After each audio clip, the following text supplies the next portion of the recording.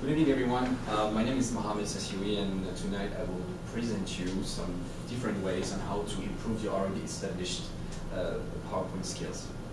I decided to use PowerPoint as a way to actually overcome my stress, because to me, presentation, I would get petrified. So I was like, okay, if I do a nice presentation, like attention will be taken away from me. So that was something psychologically that helped me a lot. So from this starting point, I've been able to gain some competencies into PowerPoint. I realized how it was important for me when I started an internship at the beginning of this year in an IT consulting firm back in France. I met the brightest consultants possible. They were really nice, they knew what they were doing, but here's the thing, they had no idea how to do a PowerPoint presentation. They were like, whatever, I don't care. But the thing is that clients started to complain about it. So then I started to work with them and giving them some tips into just doing better in terms of presentation. Not take a lot of time, just some small tips. And tonight I'm going to present you those tips, and it will go around 3 main points.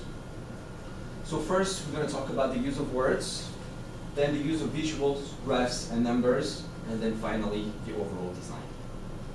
So first, the use of words.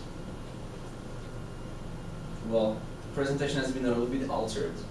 But my advice when you write a presentation and you chose some words is KISS. Keep it simple and stupid. Simple because you have to get straight to the point. You don't want to bore your audience. You don't want to confuse them. Just put some keywords and then you'll be good. Stupid.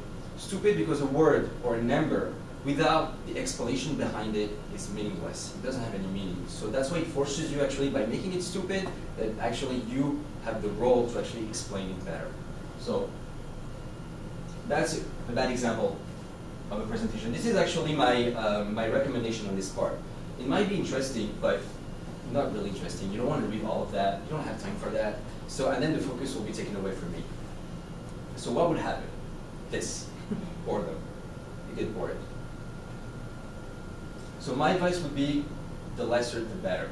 Be brief, use of keywords, avoid sentences really. You don't have to do that. Your sentences will come out from your voice. So please don't do that. Exactly, do like this. This is my statement, and you have my keywords. This is more than enough, and then you can talk and develop about it. The use of visuals, graphs, and numbers.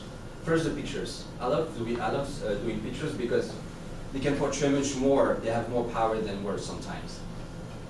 So 2 things you have to take into consideration: quality and the content. First, the quality.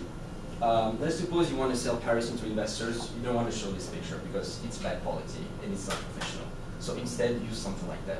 It will be much nicer. Then, the content. Be relevant. If you're selling computers, don't show a beautiful picture of a sexy woman. It doesn't have to do with it. I mean, 2 consequences. You will take away the attention from the guys, and people might be offended by that. So be careful. Then the graphs. I like doing graphs too because I have some numbers, so it can be compelling. 3 things you have to take into consideration: the quality, the accuracy, and the complexity. Quality, that's a big no. We don't see any colors, it's not really nice looking, and it will take like a minute or 2 to understand it actually. Accuracy of the data. This is actually a screenshot taken from an American news TV that I'm not going to name, but I'm sure you will figure it out. The problem is here, you have this line, but it's not accurate because there is no scale here. So actually this graph is wrong. So be careful about that, because this can actually jeopardize your credibility when making a presentation, because actually this graph is supposed to go more like that. And then finally, complexity. If it takes more than a few seconds for the viewer to understand it, find an alternative. That's, for example, that's a big no-no. What would be the point? Do something like that, simple. Again, KISS, keep it simple and stupid. 2 colors, 2 numbers, and 2 words, and you'll be good. Sometimes you can't. So you have to put a table, like for example, here a financial statement that I did in one of my previous projects. What I did is I put some colors for each year, and then I put some different shades between the lines. That's something really simple that you can do with Excel. When the viewer sees it, it's going to be easier for me when I want to present one of the numbers. The presenter will be able to follow better. And then finally, the overall design. 3 keywords: simple, clean, and efficient. There is one nice tip that you can do in order to reach those objectives, is the use of flat design. I don't know if you're all... 5 minutes. 5 minutes, okay. So I don't know if you're all aware of that. Now you see flat design in your cell phones, in your iPhones, in your website, everywhere. It's a new type of design that actually makes it simpler for us to see. And I thought, you know what, why not apply it in my PowerPoint presentations?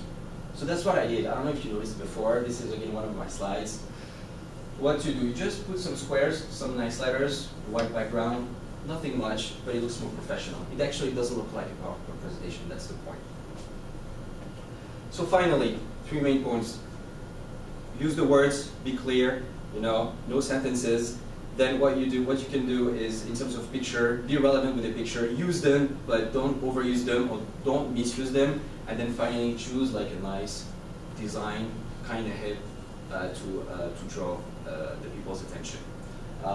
Thank you very much for your attention. If you have any question, I'll be more than happy to answer. I'm organizing some one-on-ones if you want more specification about my training in PowerPoint. Thank you very much and have a good day.